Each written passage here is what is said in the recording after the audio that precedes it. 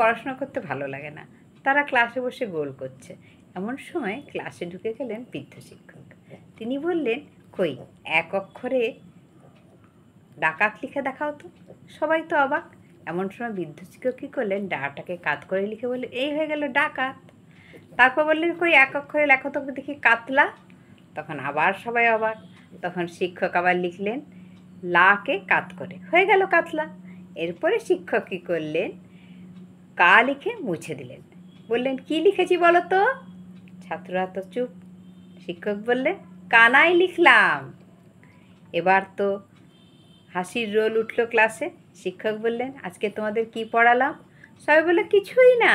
এমন সময় একটা ছোট্ট ছেলে উঠে গিয়ে ব্ল্যাকবোর্ডে একটা সূর্য এঁকে দিল, আর সূর্যের চারদিকে রশ্মি বিস্তৃত করে বলল, আজকে রবি তার কিরণ ছড়ালো। তাহলে বুঝতে পারলে এই শিক্ষক হলেন গিয়ে আমাদের প্রিয় রবীন্দ্রনাথ ঠাকুর, আর স্কুলটি ছিল শান্তিনিকেতন। আর যেই বাচ্চাটি সূর্য এঁকেছিল সে হলো আমাদের প্রিয় সত্যজিৎ রায়।